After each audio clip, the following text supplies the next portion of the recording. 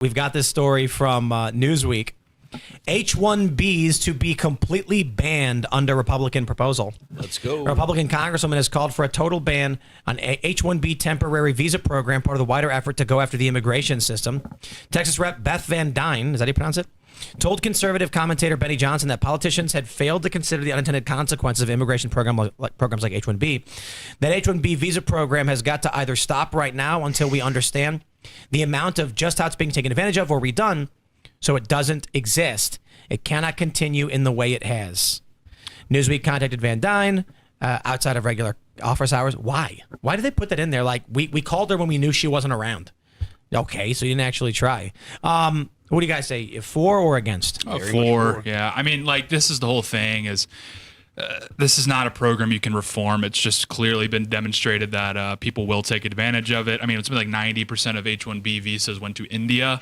So this is just not something that can be reformed at this point. And then you have to ask the question, these employers cannot use it responsibly either. We saw, obviously, back when this sort of discourse kicked off, that people were using it for like janitor gigs and whatnot. So it's like, if the corporations can't be trusted and the issuing office can't be trusted, just scrap the program. But did you guys see that thing with Piers Morgan where he was asked, like, what does he like about multiculturalism? And he said chicken tikka masala. Yeah, literally. That was made in Glasgow. I was going to say, that's not even from India at all. But it was an Indian guy.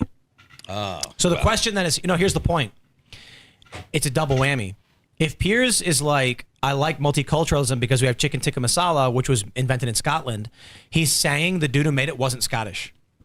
He's also kind of being Based Piers Morgan. like He's like, you are not Scottish. he's kind of being not, I don't know if racist is the right word, but that's a very dumb answer because having chicken tikka masala has nothing to do with what cultures of people live around you. We can steal whatever food we want. You know that you can get the recipes online, you can get the ingredients online. Network. You don't need Indian people in your country to make Indian food now. It used to be 100, 500 years ago, maybe it was that way. It's not like that anymore.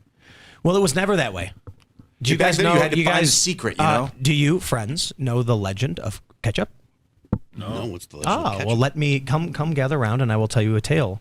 A guy went to China and had katsa, which is a vinegar tomato sauce, and then he came to the United States and he was like, "I'm gonna make it." And they're like, "What is it?" And he goes, "Katsa." And then they put catsup, and then catsup got redneckified into ketchup. I'd always been told there was an episode of King of Queens where Arthur, the dad, he objected to calling it ketchup because he said it was like the commodified brand name of it, and the actual substance is called catsup. That's like how, people call tissues Kleenexes, and it's like, even if it's not Kleenex brand. So he refused to play a part of this corporatization of our products, and I thought that was a bold stand by Arthur Spooner. I don't know if that's all a bold stand. Chinese fermented fish sauce, katsa. Oof. Yeah, I think. And you can actually get katsa. You go to a Chinese food restaurant, it's vinegar tomato sauce on chicken or whatever, chicken katsa or whatever. Yeah, ancient China, a pungent fermented fish sauce. And It stinks, huh? Yeah, this whole idea that you have to even like, let's just say Piers Morgan's like priority was like food options, which whatever. It's stupid, but it's whatever. If you go to Tokyo, it's a very homogenous country. It's like 99% ethnically Japanese. And you go around Tokyo, you will have the best ethnic food from around the world. Oh, yeah. The best Italian, the best Thai, the best Indian. No matter what, Tokyo has fantastic array of options. And the reason for that is they said, rather than importing the people here simply for the recipes, what we can do is we can send the Japanese chefs to these countries. They can learn from them and then come back and open restaurants. Not to mention now you can just look up the recipe. And so you actually get like a really authentic, what's the word I'm looking for? Very delectable food options. Yeah, and I mean, it's also worth noting that, like, in Japan, they don't really have a concept of close enough.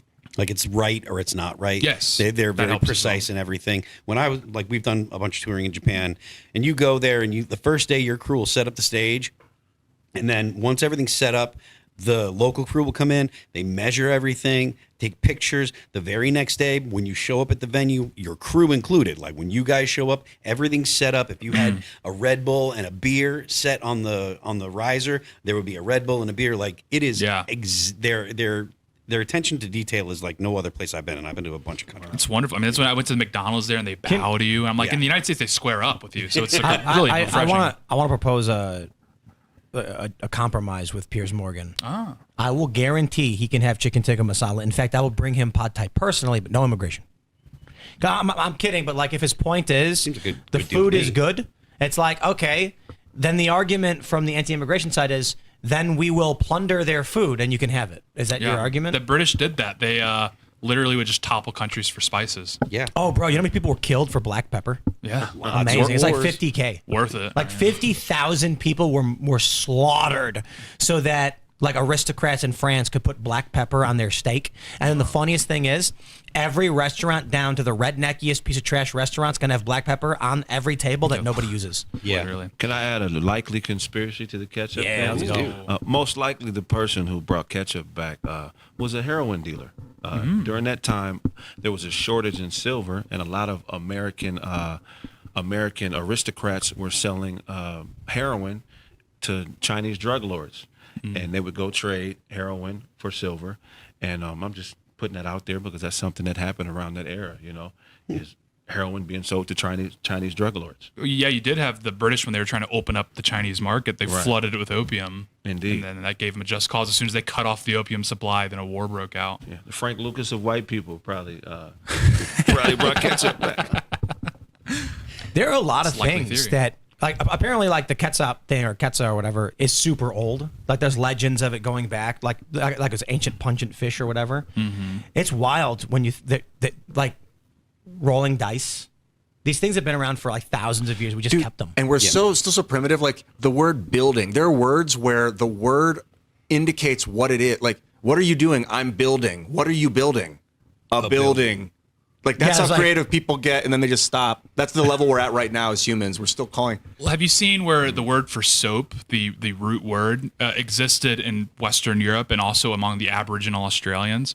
So if you look at a map of like the word soap, and the Aboriginals, they called it sabu, I think, or abu, and it's the same root word as soap. And the most interesting thing about all of this is this word traveled all throughout Africa, East Asia, Europe, and it missed India. And I'm not even joking. I'm not even joking. It somehow missed India. I don't know.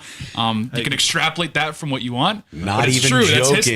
That is anthropology. Like I, I'm sorry. It is what it is.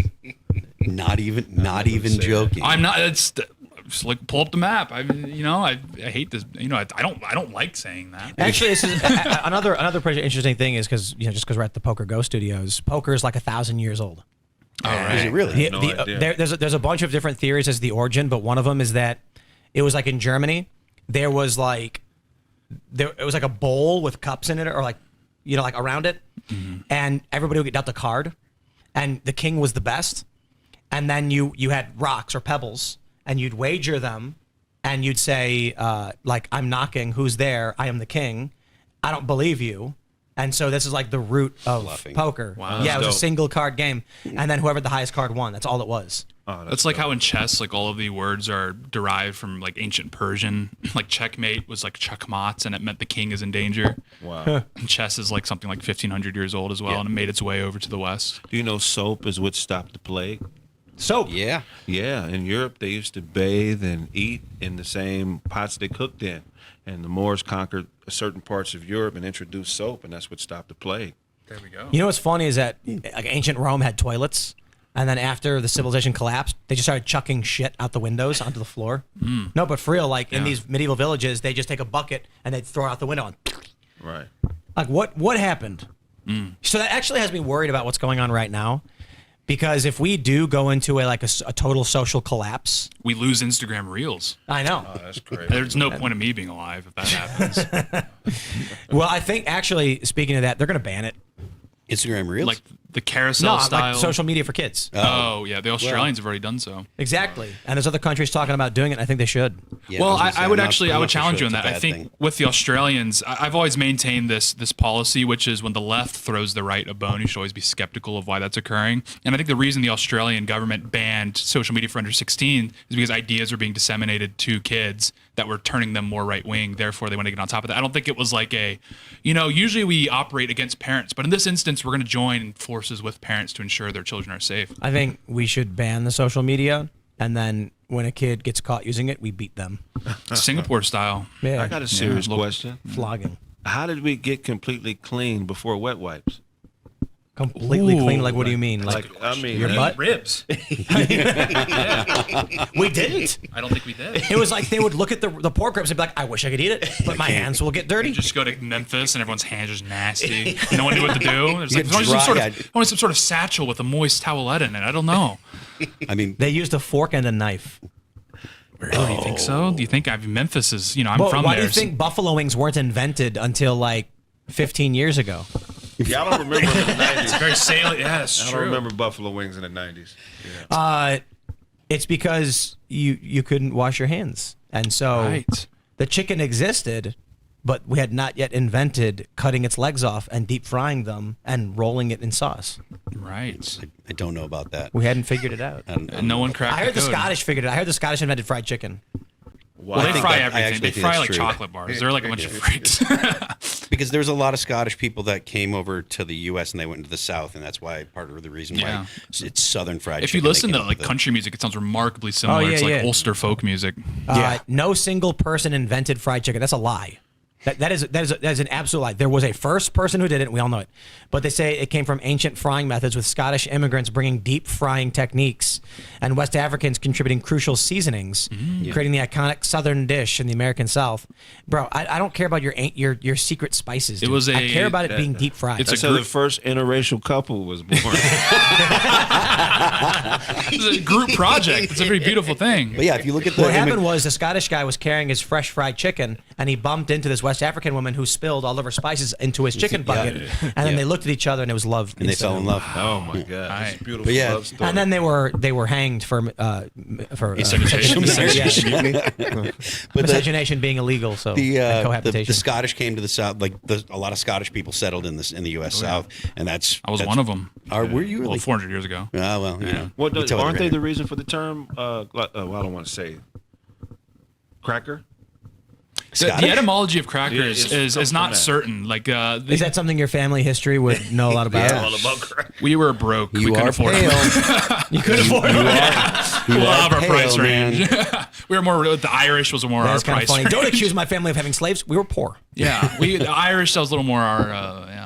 No, yeah. Well, the common etymology that people explain for crackers, the whip cracking, but that's not actually No, true. It no, was it's referring. Yeah, I mean, you take it away. Wasn't it because that there'd be like an old white guy in a rocking chair next to a barrel full of crackers outside of a convenience store? No, that's funny. No, This they were one- the suspected etymology is that the Scots Irish, when they would ride on these chuck wagons because they were such hooligans, I'm using Right. the Irish slur there intentionally, Gangsters. is they would be cracking up. They would be laughing quite a bit. So these Scots Irish, they barely work. There's a bunch of crackers. They're This always guy- cracking up. Here it says comes from Middle English cracker, meaning a boaster, someone that boasts, and then from Shakespeare, a noisy boaster. One of his lines: "What cracker is this same that deafs our ears?"